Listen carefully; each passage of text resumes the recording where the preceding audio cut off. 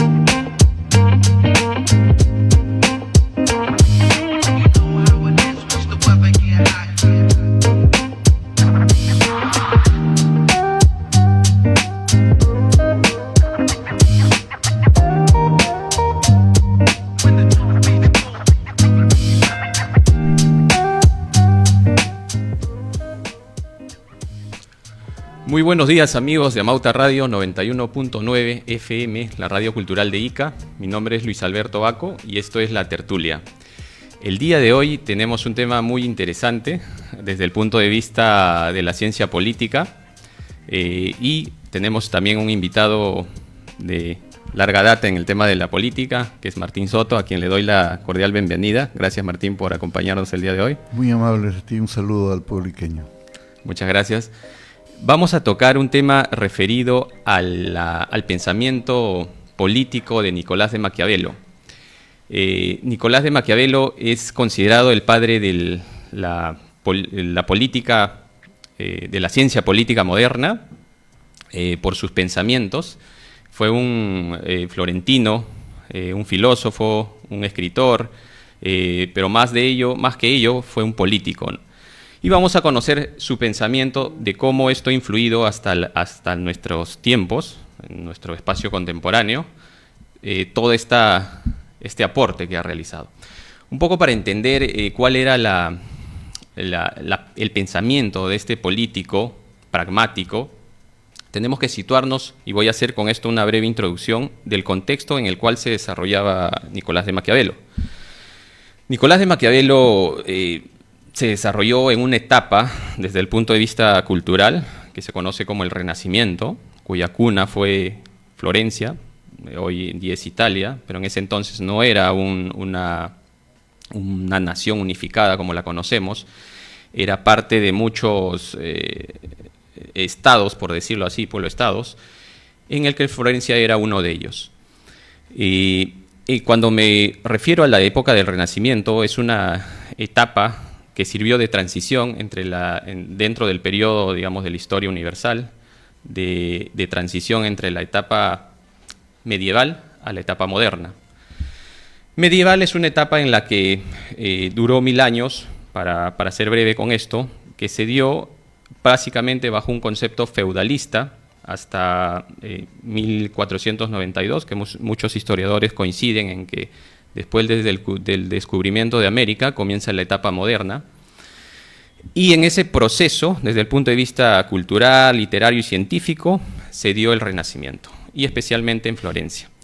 Renacimiento, una etapa que muchos académicos consideran como la etapa del renacer del ser humano, porque pasó, como mencionaba, de una etapa oscura, una etapa en la que el teocentrismo, como se dice, estaba configurado porque la religión era el punto de explicación hacia la realidad y las cosas del mundo.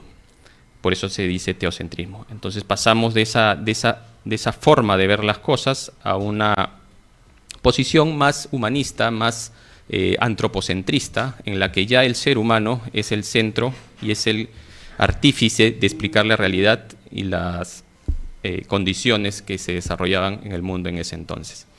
En este proceso tenemos también contemporáneos de Maquiavelo, como Miguel Ángel Buonarroti, que esculpió El Príncipe, pintó la Capilla Sixtina. Leonardo da Vinci también es un contemporáneo de Maquiavelo, y compartieron con Maquiavelo algunas labores propias de su oficio, su profesión de ese entonces. Otro representante que tuvimos también contemporáneo a Maquiavelo fue Martín Lutero, que fue uno que desarrolló una forma distinta de ver el campo religioso, porque en ese entonces el campo religioso pues, influía mucho en la vida y en la política de ese entonces. A través del aporte de Martín Lutero es que se desarrolla lo que se llama el protestantismo religioso, ¿no? Que nacen, digamos, las iglesias luteranas, las anglicanas, las bautistas, etcétera, y una serie de líneas en el campo cristiano.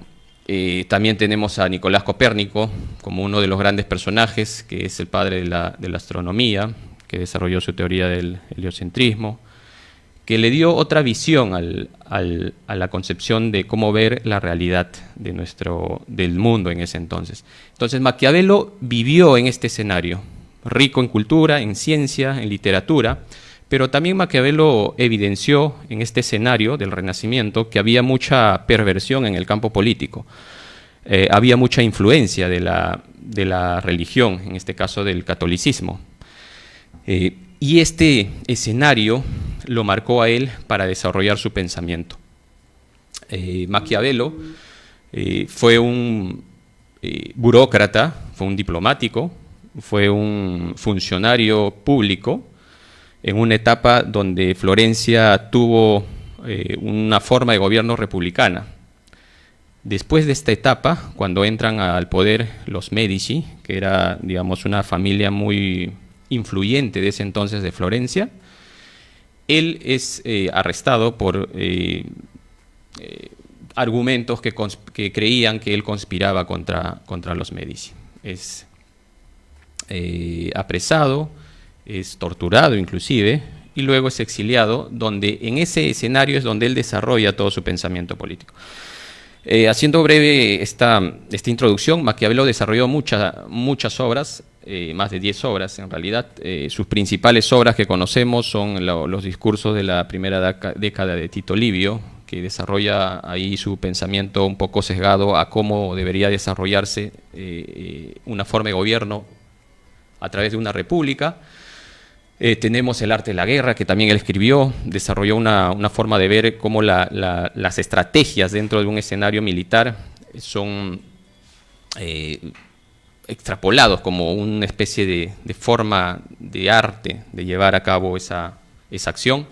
Y su obra magnánima más conocida es El Príncipe, ¿no? Donde él desarrolla en ese texto pues, una serie de recomendaciones, una serie de lineamientos que son dirigidos a un personaje que lo denomina el príncipe, que es Lorenzo II de Medici, quien estaba en ese entonces en el poder, y él, al encontrarse exiliado, trata de congraciarse y dedica esta obra a su persecutor, por decirlo así, ¿no? Un poco contradictorio, pero ha sido el escenario en que se dio. La obra de Nicolás de Maquiavelo, y precisamente El Príncipe, es una obra muy explicativa. Él no por nada es conocido como el padre de la ciencia política moderna, porque desnuda cómo la política se realiza en la práctica y no en el campo más filosófico, ¿no? Obviamente la ciencia, la filosofía aplicada a la política te dice cómo debería ser la política, pero bajo un aspecto moral, ético. Al contrario, Nicolás de Maquiavelo parte de una premisa en que el ser humano es de por sí egoísta, es avaro, es oportunista. Entonces, bajo esa premisa, él desarrolla su pensamiento y cómo debería el príncipe ostentar el poder, pero con una finalidad última, que es buscar el bienestar, no buscar, digamos, la tiranía o el poder de facto perverso contra intereses propios del gobernante y no de su ciudad. Esta obra ha sido muy citada, muy tomada, entre ellos personajes que han tenido un renombre en la historia. Por ejemplo, Benito Mussolini citaba mucho al príncipe, Adolfo Hitler, cuyas prácticas las hacían suyas para poder desarrollar su forma política. Sin embargo, lo que vamos a tratar aquí es un desarrollo más del punto de vista aplicable a nuestra realidad, y cómo Maquiavelo, a través de su libro El Príncipe, el cual del capítulo 15 al 19 es donde prácticamente engloba el grueso de su pensamiento, y es de ahí donde vamos a conversar y un poco extrapolar cómo se desarrolla eso en nuestra actualidad, ¿no? Si realmente los lineamientos del Príncipe son válidos y son bien aplicados, porque en muchos casos conocemos que ha tenido una propuesta, como hablábamos, egoísta, pero no es tanto así si lo vemos de fondo, ¿no? Eso era como una breve introducción. Martín. Sí, yo primero quiero felicitar al trabajo que ustedes hacen y la apertura de este espacio para tratar temas tan importantes como en este caso es una obra de Maquiavelo, que es una forma de introducirse en lo que es la política, ¿no? Al respecto, yo quería señalar algunas ideas sobre así brevemente, sobre la obra de Maquiavelo, en particular esta obra del Príncipe. Yo creo que lo que Maquiavelo plantea como política, en el fondo, es como el arte de gobernar, de cómo tener el poder, mantener el poder, ¿no es cierto? Esa es una definición de la política. Porque la política ahora tan traída a menos en el Perú, parece, ¿no? Es el arte de cómo liquidas al otro, cómo, bueno, te lleva los beneficios personales del Estado para sus intereses particulares.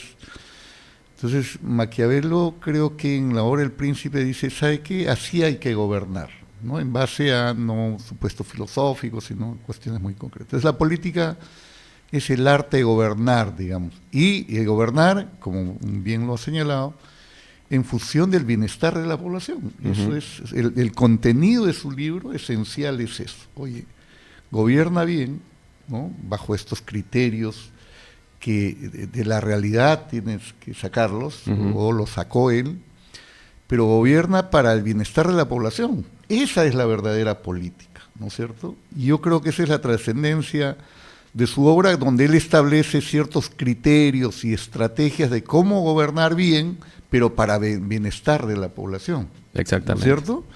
Y entonces él, creo que en ese sentido, por eso su obra, porque se han escrito un montón de libros políticos desde ese tiempo, pero la trascendencia de la obra del Príncipe y toda su obra, en particular el Príncipe, es esa, ¿no? Establece criterios de la ciencia, de lo que ahora se llama ciencia política, para el buen gobierno, bueno, acá en el Perú le llamó Guamampoma y ahora utilizan mucho esta palabra, y a mí me gusta mucho.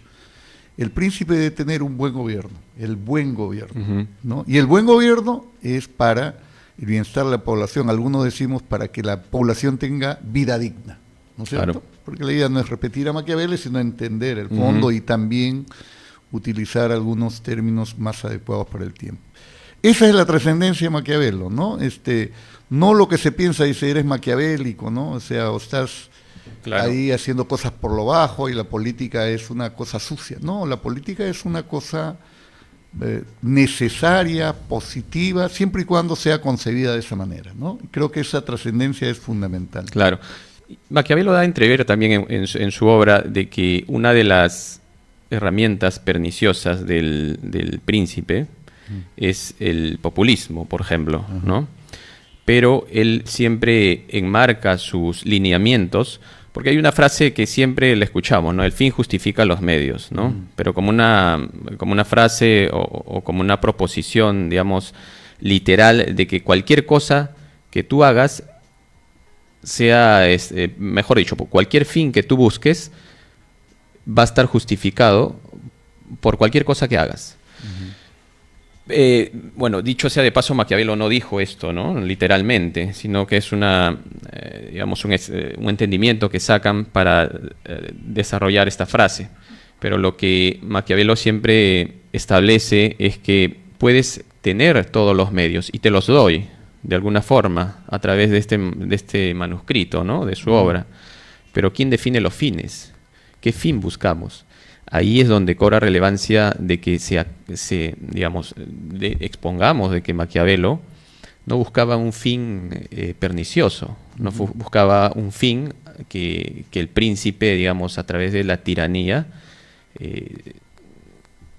subyugue al pueblo, sino que el fin era el bienestar, como bien lo dices, ¿no?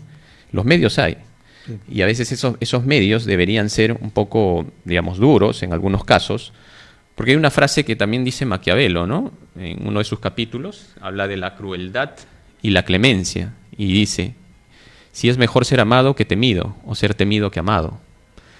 Nos dice que es bueno, que se tengan las dos condiciones, ¿no? Ser amado y ser temido. Pero si me preguntas qué es mejor, él dice, es mejor ser temido. Claro. Pero no odiado, que es distinto, ¿no? Que es diferente. Efectivamente, eso tiene que ver, a mi entender, con un criterio que él establece, que es que ahora debe servirnos para el buen gobierno, ¿no? Sí. La base de un buen gobierno es empatar con la población, Uh-huh. ¿ya? Pero no en el sentido de lo que la población pida, ¿no es cierto? Y veamos los conflictos ahora, Efectivamente. ¿no? Tienen que ser necesariamente asumidos, ¿no? Sino, digamos, no en el sentido estricto de que la población pide tal cosa y yo tengo que hacerle caso, sino interpretar, ¿no es cierto? Analizar cuáles son las demandas inmediatas e históricas de la población. Uh-huh. La población quiere vivir bien, quiere una vida digna, quiere bienestar. Entonces el príncipe, el líder político, el partido político, los líderes políticos, lo que tienen que hacer es buscar atender las demandas históricas de la población, Uh-huh. que yo ahora le llamo vida digna, él le llamaba bienestar. Claro. O sea, buena educación, buena salud, etcétera. Y entonces yo creo que un elemento fundamental de su pensamiento, de Uh-huh. Maquiavelo, que nos debe servir para ahora, es que tú tienes que estar atento a las necesidades y a la voz de la población, ¿ya? Esto ha sido desarrollado mucho más trascendentemente, y aquí yo quiero plantear un tema importante, que creo que Maquiavelo dice, debe haber un príncipe, un líder. Algunos dicen, ya el príncipe no necesariamente es una persona, pero tiene que haber un líder, sino un grupo, un partido, ¿de acuerdo? Claro. De acuerdo. Pero digamos, ahí viene un asunto que ahora, que fue un asunto de debate posteriormente, históricamente, que es el siguiente. El príncipe, el partido o el líder, es el que dicta las orientaciones al pueblo, ahí en punto. O el príncipe tiene que estar atento a las demandas y, digamos, del pueblo, ¿de acuerdo? Esto, ya yendo más adelante, fue un durísimo debate entre Lenin con otros, ¿no? Y que tiene que ver con Sendero, en mi opinión, ahora, ¿ya? Porque lo que hay, en mi opinión, en Abimael, para decirlo, y los que defienden esa orientación, ya predomina no solamente en gente vamos a llamarle, de izquierda radical o comunista, sino también en el pensamiento liberal. La gente piensa que quien va a salvar al pueblo es el príncipe, ¿me explico? Claro. ¿Ya? El caudillo. Gente como el caudillo, y entonces están esperando y buscando qué caudillo me salva, ¿de acuerdo? Y hay mucha gente, en mi opinión, como Alan, como Toledo, que piensan que ellos son los elegidos, pues, o Abimael, o Hitler, o Mussolini. Dicen, claro. No, yo voy a llevar a mi pueblo hacia un camino determinado, ¿ya? Y mi partido, y dentro de mi partido, yo soy el que lidero este asunto, y el pueblo como que es, como no tiene mucha cultura, no ha ido a la universidad, el pueblo tiene que obedecerme, y yo soy el protagonista principal para el cambio o para el buen gobierno. Yo sostengo que no, ya, ese es un tema fundamental. Y Mariátegui plantea ese asunto muy bonito en el Alma Matinal, y creo que también lo plantea Gramsci y otros teóricos de Gramsci, ¿sí? que señalan que lo que hace el líder es recoger el líder adecuado para el buen gobierno tiene que recoger las iniciativas de la población. Claro. Y esto, mira, yo voy a tomar yo provengo de la izquierda. Esto es lo que hizo Lenin. Cuando Lenin estaba de vacaciones en 1905, ¿ya? Él estaba de vacaciones porque estaba cansado de la labor política. Y entonces él se entera que el pueblo ruso se había insurreccionado en 1905 y había creado los soviets. Claro. ¿De acuerdo? Es decir, antes del 1905 no existían soviets. Claro. Y el pueblo creó los soviets. Y él dijo, esa es la forma como en Rusia hay que gobernar, con los soviets. Claro. ¿Me explico? No es que él dice, creemos los soviets y el pueblo lo hizo. Entonces esto a mí me parece fundamental. Pero ahí también hay una especie de contradicción, ¿no? Ajá. Por ejemplo, cito también que es un contemporáneo de este tiempo de Maquiavelo, a Tomás Moro, que escribió el tema de la utopía. Ajá. Y donde había un Estado, donde todos se agarraban de la mano y todos sabían cuál era su posición en cuanto a desarrollar su oficio. Un poco desarrollado el concepto utópico de Platón de la república perfecta. A mi opinión, y haciendo un contraste con lo que comentas, el socialismo también tiene una posición utópica, porque pensar de que el pueblo pueda tener o desgarrarse de cualquier interés personal, como lo decía Maquiavelo, y él parte de la premisa de que el hombre por naturaleza es egoísta, no podemos pretender de que esta forma o esta ideología de ese entonces, bueno, que hasta ahora existe en realidad el socialismo, pueda ser la mejor. Pero sucede algo, y tomo ahí tus palabras, en el que hay mucho desconocimiento de esta parte. Es que cuando se proponía, desde el marxismo clásico de Karl Marx, que fue, el padre de esta ideología, y Lenin dio su ingrediente para meter la hegemonía del proletariado, porque esta obra de Karl Marx se escribió, el Manifiesto Comunista, El Capital, para una economía desarrollada, industrial, capitalista, pero Rusia no lo era. Rusia era prácticamente feudal. Entonces, solo en la aplicación práctica no fue la correcta. Y bueno, ya ahí Lenin le mete su ingrediente para que haga esta hegemonía del proletariado. Pero aquí me centro un poco en lo que dice Maquiavelo, por ejemplo, él habla en uno de sus capítulos de la prodigalidad y la avaricia. Mira, son dos cosas que sí tienen que ver con el desarrollo del egoísmo de las personas y sobre todo de la ciudadanía. ¿En qué sentido? Es lo que dice que cuando un gobernante desea mantener su reputación, se embarca en ser pródigo. Y cuando habla de esa frase pródigo, es que es muy suelto de dar cosas, muy suelto de prometer. Pero va a llegar un momento que no va a tener recursos. Esto un poco llevándole a un concepto básico para que se entienda. No va a tener recursos. Entonces, ¿qué es lo que va a hacer? Va a expoliar.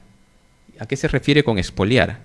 Va a quitarle a la ciudadanía para seguir manteniendo su sistema asistencialista. O sea, primero te doy para quedar bien y luego te tengo que quitar porque lo que te doy no va a ser sostenible.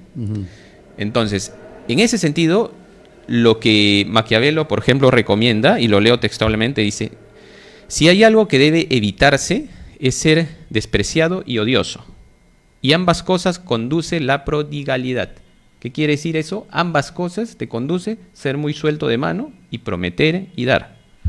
Por lo tanto, es más prudente contentarse con el tilde de tacaño, que implica una vergüenza sin odio, que por ganar fama de pródigo, incurrir en el expoliador, que es el que, después te quita a través de los tributos, implica una vergüenza con odio.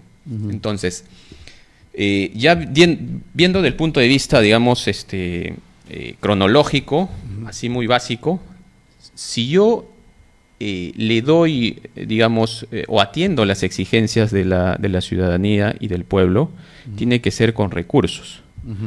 Entonces, no puede ser de manera desmedida simplemente atender todo lo que haya. Bien. Mira, yo quería comentar ahí lo anterior. Chiquito, perdón, que te corte chiquito para terminar esta idea. Y acá hay una parte en la que sí es importante tenerlo para un poco entender la utopía que nos podría vender el socialismo, muy radical, que es, digamos, un camino a lo que se buscó con el comunismo, porque generalmente nunca se llegó al comunismo. Sí. O sea, el manifiesto comunista de Karl Marx, el texto realmente, si lo leemos, tiene dos fases. Una primera que habla de un socialismo y que después de haber implantado este socialismo vamos a pasar a un comunismo en el que todos nos vamos a agarrar de las manos y vamos a desprendernos de nuestro egoísmo, de nuestra avaricia, de nuestro oportunismo. ¿Y por qué resaltaba el tema de Tomás Moro? Porque eso es una utopía. Si entendemos el planteamiento, por ejemplo, de Maquiavelo, porque la persona en sí es oportunista y es egoísta. No podemos librarnos de esas características. Y surge acá una de sus posiciones que dice: un príncipe no debe preocuparse porque lo acusen de cruel, siempre y cuando su crueldad tenga por objeto el mantener unidos y fieles a los súbditos, porque con pocos castigos ejemplares será más clemente que aquellos que por excesiva clemencia dejan multiplicar los desórdenes. O sea, no es ser desmedido. Y con esto acabo. Surge de esto una cuestión: si vale ser más amado que temido, o temido que amado. Nada mejor ser ambas cosas a la vez, pero puesto que es difícil reunirlas y que siempre ha de faltar una, declaro que es más seguro ser temido que amado. Sí. Porque de la generalidad de los hombres se puede decir esto: que son ingratos, volubles, simuladores, cobardes ante el peligro y ávidos de lucro. Mientras les haces bien, son completamente tuyos. Te ofrecen su sangre, sus bienes, su vida, sus hijos. Pues, como antes expliqué, ninguna necesidad tienes de ellos, pero cuando la necesidad se presenta, se rebelan. Sí. A ver, algunas cositas al respecto. Yo sostengo de que estamos comentando de Maquiavelo, ¿no? Sí. Entonces, él dice: el príncipe debe gobernar bien, y estos son los criterios, estamos hablando de unos criterios.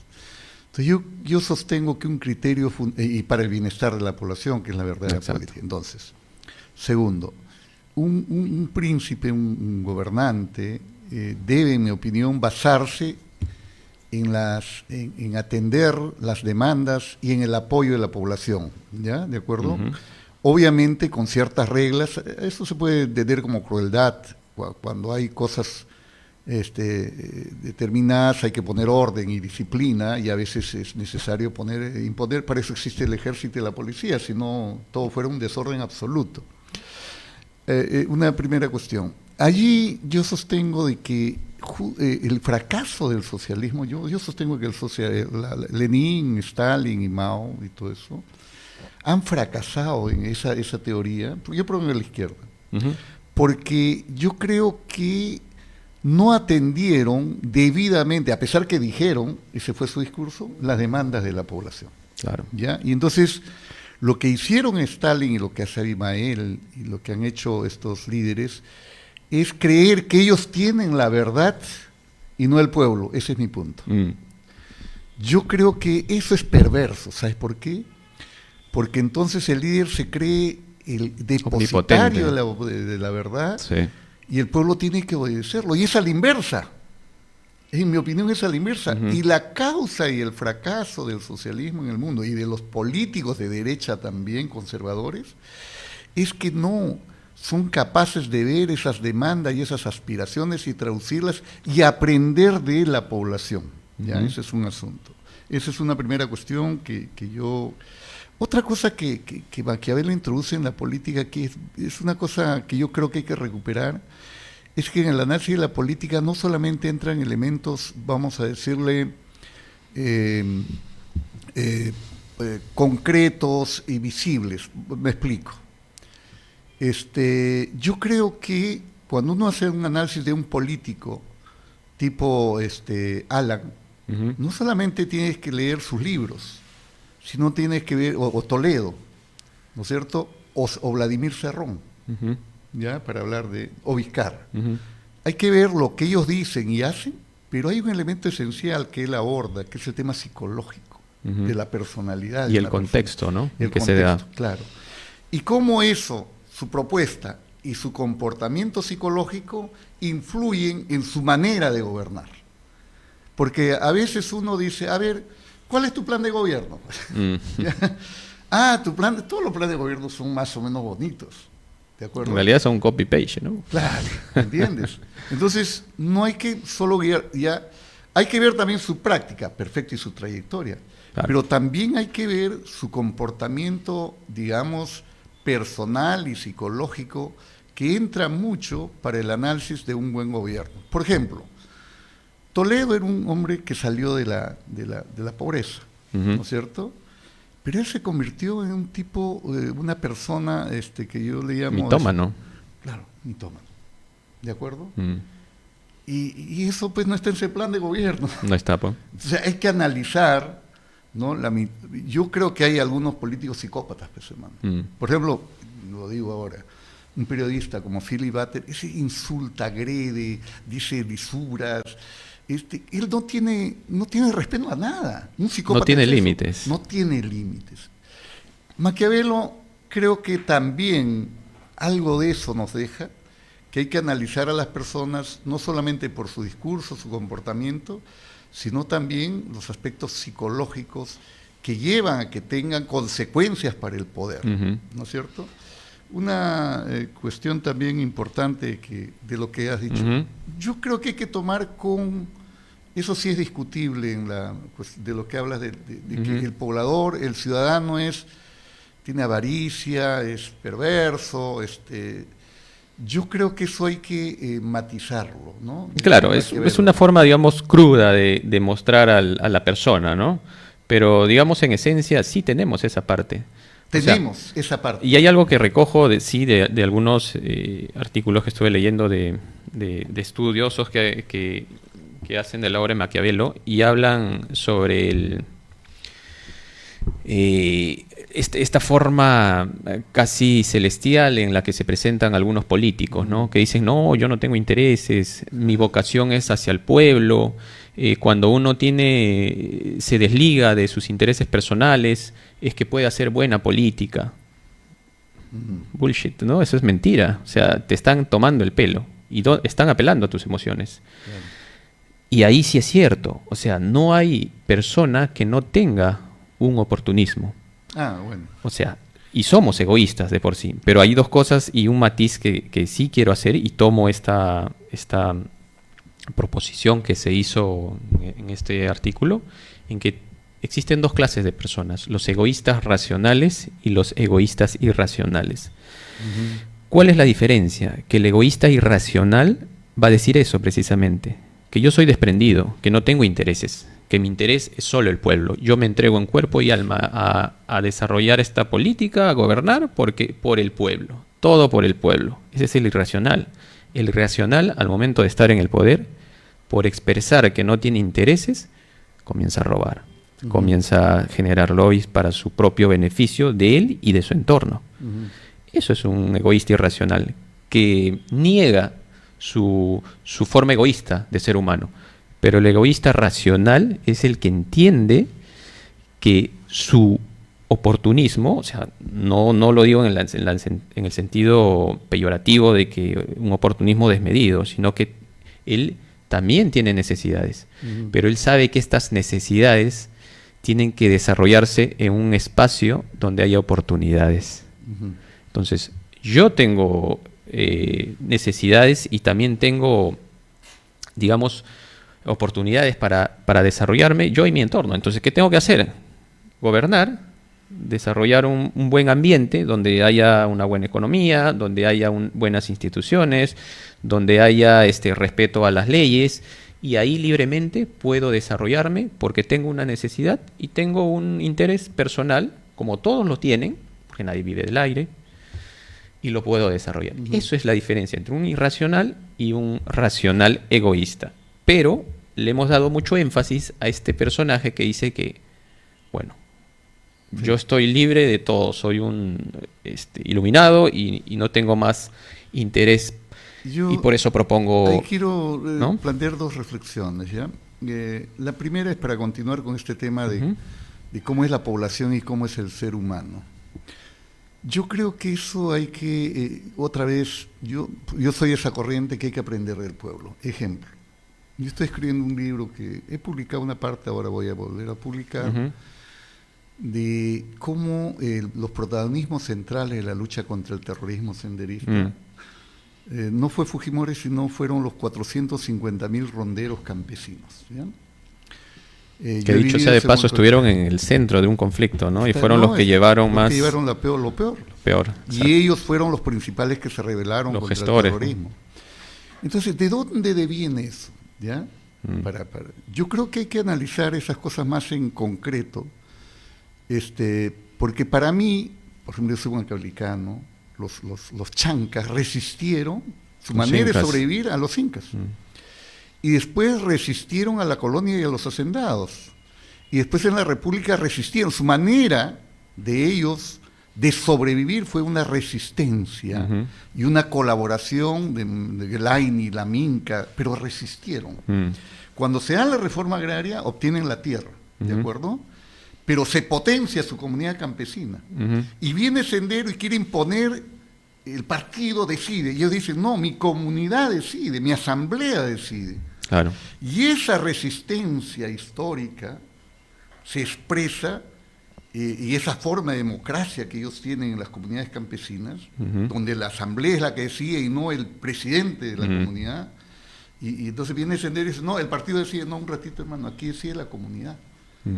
Entonces, tú ves que esa resistencia histórica a la violencia se expresa allí, y se convierte inclusive hasta temeraria. ¿A dónde voy yo? Yo creo que hay cosas en el pueblo valiosísimas, como esa, la capacidad de resistencia, los trabajos solidarios. En el Perú existe mucho trabajo solidario y recíproco, ¿no es cierto?, que son cosas positivas. También hay asistencialismo, hay paternalismo, esperan que el Estado les dé todo, también hay una combinación de esas cosas. Entonces, lo que debe hacer el buen gobernante, el príncipe, el líder, es potenciar las cosas positivas de la población, de los seres humanos. ¿De acuerdo? Esa es una primera cuestión que yo quería señalar. Y hay que estar atentos a eso. Por ejemplo, yo conozco una comunidad campesina, se llama de Auco, en Cañete. ¿Ya? Entonces la gente dice, mi comunidad está pobre, ¿ya? Entonces viene una minera, entonces todo quiere que le solucione la empresa minera. ¿Ya? Claro. O todo, Vizcarra, solucioname. Entonces, si Vizcarra no me da, o la minera no me da, entonces yo no salgo adelante. Yo he encontrado 20 comunidades en Cañete, la comunidad de Auco es la más importante, donde ellos han transformado su economía de una economía de subsistencia. En 20 años ahora producen manzanas, producen paltas. Y yo le pregunté a la comunidad, porque yo he hecho su plan de desarrollo, esa comunidad, he estado con ellos, hasta ahora tengo como relación con ellos. ¿Cómo le hicieron? Le digo. ¿Una mina? No, que no una mina. ¿Una ONG? Tampoco. ¿El gobierno les? No. ¿Cómo hicieron? No, fue una iniciativa de la población, de un pata que vino y empezó a sembrar manzanas. Y después vimos que podía vender y ahora somos 20, 30 comunidades que producimos manzanas, comerciamos manzanas al mercado de Imperial y exportamos a Ecuador. Es decir, mira allí, tú tienes una experiencia donde hay una población que no espera a un príncipe necesariamente, ¿de acuerdo? Exacto. No espera a un Vizcarra, no espera una empresa minera, y sale adelante en base a su esfuerzo y su emprendimiento.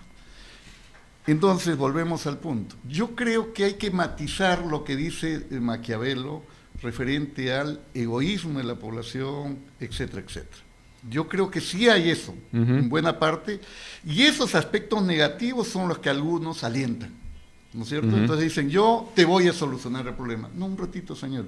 Usted lo que tiene que atender es mis demandas, ¿entiendes? Señor alcalde, usted no me va a solucionar los problemas. Voy a decirlo para hablar de Ica, ¿ya? El problema del desarrollo turístico, por ejemplo, ¿quién lo va a hacer? ¿La señora Enma? ¿Lo va a hacer el gobernador? ¿Lo va a hacer Vizcarra? ¿O lo van a hacer los agentes turísticos? En mi opinión, los agentes turísticos que empaten con el gobernante. Claro. ¿Ya? Eso me parece a mí fundamental, me parece central para entender de que el gobernante tiene que atender las demandas de la población, pero no los aspectos perversos de la población, que es el paternalismo, asistencialismo, ¿no? Exactamente, ¿no? Sí, definitivamente. Por ese lado, claramente el Estado o digamos el gobernante tiene que propiciar las condiciones para que se desarrollen. Y ahí es buenísimo que ya has tocado esa parte, por ejemplo, de esta comunidad en la que por iniciativa propia ha desarrollado su microeconomía, ¿no? Así es. Y se ha ido abriendo. Claro. Ese tiene que ser el punto de partida para toda buena gestión. Así es. Pero es algo que definitivamente Maquiavelo lo condena en su obra, ¿no? De no ser muy pernicioso en el desgaste, sino ser en algunos casos avaro, porque después la gente se acostumbra a que tú le des y cuando no hay de dónde darle, expolias, ¿no? O sea, le quitas o a través de los tributos generas más recursos. Y eso es malísimo. Quiero hacer una precisión aquí a algunos amigos que están escribiendo por las redes. Por ejemplo, Alexis del Pino nos dice, ¿qué perfil debería tener un líder político? Conociendo este matiz en lo que Maquiavelo nos refiere o nos muestra, digamos, sin tapujos, cómo es la persona y cómo es el político pragmático, pero también viendo una parte, digamos, social que debería ser complementaria, ¿qué perfil podemos decir que debe tener un político? Yo creo que, yo quiero no hablar en general, sino hablar, porque tengo la experiencia política, yo he conocido muy de cerca... No personalizando a alguien, ¿no? Sino un político, digamos. Muy de cerca a gente como Toledo, Alan, han estado en puestos de gobierno importantes en este país. ¿Cuál debe ser el perfil primero, un político tiene que tener, yo creo, un proyecto de gobierno, si es de Ica, de la provincia, si es de la región, y si es del país o congresista o presidente de país. Tiene que ser un proyecto político, es decir, claro. Ejemplo, acá ahorita hay un debate. El Perú es minero, ahí está Tía María. ¿Ya? Yo sostengo que, por ejemplo, la empresa ha cometido un gravísimo error, y el gobierno también, en hacer creer, quieren hacerle creer a la gente el tambo que yo conozco, yo he ido al tambo, conozco el proyecto de Más Tía María, quieren hacerle creer que la solución y el progreso de tambo va a ser con la implementación del proyecto Tía María. Yo digo, no es verdad. Ahí en el Valle del Tambo se ha desarrollado mucho el turismo.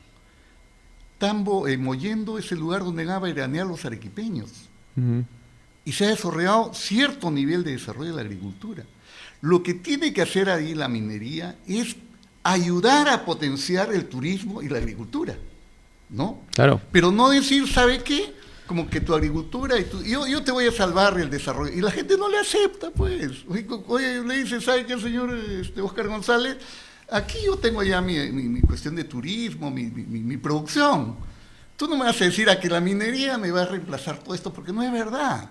Lo que usted tiene que hacer, lo que él debió plantear, es que la minería ayude a potenciar la agricultura y el turismo, ¿de acuerdo? Entonces, ese discurso, por ejemplo, además de cosas ya de mentiras que ha habido, yo creo que el principal responsable del fracaso del proyecto Tía María es esa empresa, porque le mintió al principio, le dijo que no iba a sacar agua del río, y en la tercera audiencia... ¿Iba a sacar del mar? Dijo que iba a sacar agua del río. Ahí empezó la bronca. Desde el principio debió decir que era de mar, solo con ya el rechazo. Entonces... Hubo una mala comunicación ahí. Entonces, ¿qué debe hacer un líder? Entonces, primero tener un proyecto, ¿no es cierto? Yo creo que, por ejemplo, Vizcarra, su gran debilidad es que no tiene proyecto de país. En concreto, ¿cuál es el eje del desarrollo del país? ¿Es minero? Yo sostengo que el eje, el país va a ser grande, va a progresar por el turismo y la agricultura. Ese es mi punto de vista. Entonces, un líder tiene que tener un proyecto claro del país. Segundo, debe tener un equipo de gobierno. Ahorita Vizcarra está quedando más solo que no sé quién, y es complicado. Él ha empatado con la población, el 78% de la población, pero no tiene... Pero se mueve a la ola, ¿no? A la ola de la encuesta, o a la ola de... Yo creo que él ya de lo que le dicen. Que, claro, la población está luchando contra la corrupción, me meto allí, ¿ya? La población... Pero siempre la población tiene la verdad. Depende. No siempre, ¿no? No siempre. Entonces, en ese sentido, no debería dejarse, digamos, llevar por los temas mediáticos. Debería tomar decisiones, aunque no caigan bien en ese momento, pero teniendo un objetivo a mediano plazo. Uno, tener un proyecto que eje ese desarrollo. Segundo, tiene que tener un equipo, un colectivo. Y en ese colectivo, como bien dice el príncipe, debe tener pues no adulones, ¿no es cierto? Dice, exacto. ¿No es cierto? Rodéate de... evita adulones. A Gallegos con seguridad bien. Uy, Gallegos estornuda, qué bonito estornuda, hay algunos que dicen, ¿no es cierto? Yo he visto a Toledo, porque he estado cerca a Toledo. Pucha, presidente, qué tal idea, ¿no, presidente? ¿Ya? Maquiavelo dice, cuídate de los adulones, ¿no es cierto? Tiene que tener gente con capacidad de gobierno. Y yo sí creo que ahora que está el tema de la corrupción, mira, en este país todos los presidentes están prácticamente investigados o en la cárcel. Yo creo que tiene que haber un componente ético fundamental, hermano, ¿ya? Un componente ético en el sentido de que tiene que gobernarse para el bienestar de la población, no para tu interés. Pero ahí viene un punto. Todos entran más o menos con buena intención. Claro, pero ahí está el matiz, ¿no? Yo he visto a gente... de decir que sí tengo intereses, pero racionales. Pero el que dice, no tengo intereses, o sea, yo me desgarro por el pueblo. Por supuesto que... es una mentira total. Yo milité en la izquierda, ¿ya? O sea, para que tampoco no nos y al principio, embauquen, ¿no? Al principio, mira, mi vida ha sido bien complicada y esto puede servirle a mucha gente. Yo entré por la teología de la liberación, donde decía la opción por los pobres, y había que ser pobre, hermano, ¿ya? Entonces no me interesó el estudio por años. Yo me dediqué a la labor política de la verdad, por años. Y cuando me di cuenta no tenía casa, y eso no está bien. No está bien, ¿ya? Yo creo que yo quiero vivir bien también, pues, ¿no es cierto? Quiero ganar mi sueldo. Exacto, y no se puede hablar de, digamos, altruismo si primero no atiendes tu bienestar personal, familiar. ¿Cómo puedes pretender decir que no tengo mayor dedicación que no sea para los otros? Si es que tú estás viviendo paupérrimamente, no tienes desarrollo, y entonces ahí eso es contradictorio. Como yo era cristiano de la teología de liberación, el principio es amar al prójimo como a ti mismo, ¿ya? Entonces yo me quedé en amar al prójimo. Nada más. Y me olvidé de mí, por supuesto, ¿ya? Me olvidé de mí y dije, pucha, cuando me di cuenta hace 10, 15 años... Primero tengo que aprender a amarme. Por supuesto, hermano. Claro. ¿No? Entonces yo me gusta, pues, compré mi camioneta, después la he vendido por adquirir otra cuestión. Quiero vivir bien, pues, hermano. Quiero ir a comerme un tamalito de Mamaluz, pues, ¿por qué no? Anoche me iba a comer un tamal allá al otro lado, a Comatrana, ¿ya? Quiero darme ese gustito, pues, ¿por qué no? Pues, y puedo hacerlo. Entonces, volviendo al perfil del líder, que es lo que estamos... Entonces, un proyecto político, un equipo, y a mí me parece de equipo fundamental, ¿sabe por qué? Porque cuando no hay equipo, entonces el gobernante toma las decisiones improvisadas.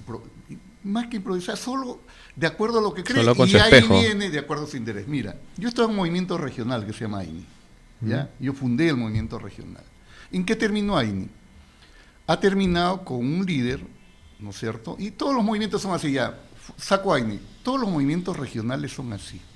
No tienen una economía colectiva, hermano. No. Y hay algo buenísimo que has tocado, ¿eh? Que la política no solo la desarrollan personas que están como representantes, sino también la sociedad civil organizada. Y dentro de esa sociedad civil organizada participan, pues, la ciudadanía, ¿no? Pero como bien lo dices, de manera organizada, o sea, formando asociaciones, formando colectivos, pero que no sea, digamos, una asociación que tenga que ver con una fuerza de choque a solicitar algo sin sentido, sino cosas que contribuyen a desarrollar una buena política, ¿no? Y ahí con cargo a que conversemos estas cosas con mayor profundidad.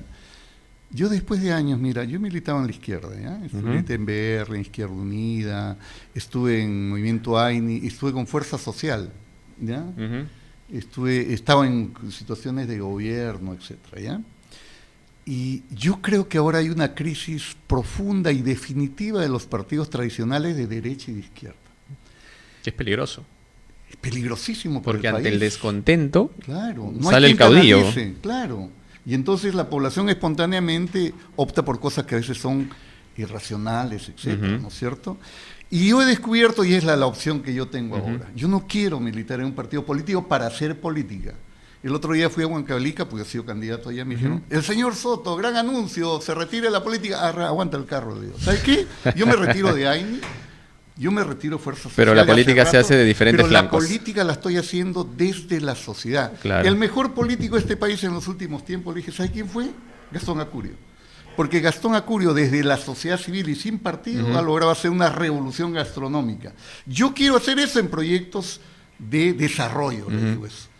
Y de verdad, en mi experiencia actual, yo ya me encuentro más tranquilo. Totalmente de acuerdo. Civil. La política no es solo patrimonio de los partidos. No, definitivamente que no, pero organizada y con sentido. Un ejemplo extraordinario de cómo se hace política ahorita. ¿Sabe qué? Este espacio radial. Exacto. Esto lo deberían hacer los partidos, pero Exacto. lo están haciendo un grupo de jóvenes, ¿ya es cierto? Y una clase sobre Maquiavelo, Dios mío, digo, qué extraordinario, ¿no? Y entonces, yo creo que la política no solamente es patrimonio de los partidos, y de paso quiero decir algo, todos los movimientos regionales que existen, todos, yo no conozco uno, salvo uno en Cusco, ahí ni fue un proyecto, son movimientos electorales, no son partidos políticos, no, pues. ¿ya?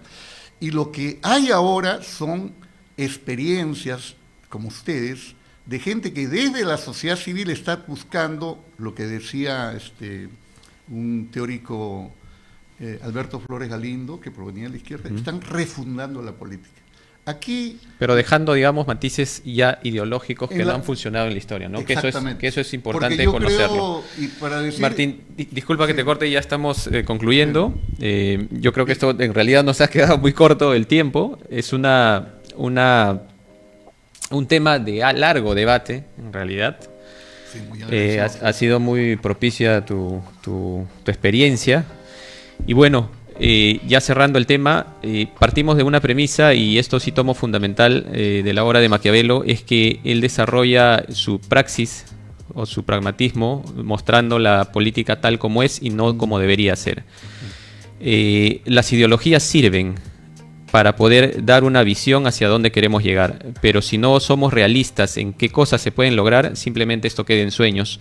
En realidad la historia nos los ha dicho, hemos pasado de cosas muy horribles, por llamarlo así, con un adjetivo muy, muy suave, que nos ha llevado a desaparecer casi 120 millones con el tema del nazismo, el comunismo, seres y humanos, también ¿no? con el tema de las crisis económicas. O sea, hay cosas que sí la historia nos dice cómo se ha desarrollado por ser muy fanáticos a un pensamiento. Pero partimos de la premisa partiendo, mejor dicho, de la premisa del Príncipe, en que el hombre es egoísta de por sí. El próximo programa que se viene, vamos a tratar y entender un poco cómo se desarrollan estos pensamientos ideológicos, qué es lo que ha primado en la última década, o el último siglo, diría yo, y qué pensamiento se está desarrollando en esta etapa contemporánea. Muchas gracias, amigo. Gracias, Martín. Muy amable a ustedes. Yo soy Luis Saco y nos vemos la próxima semana. Chao.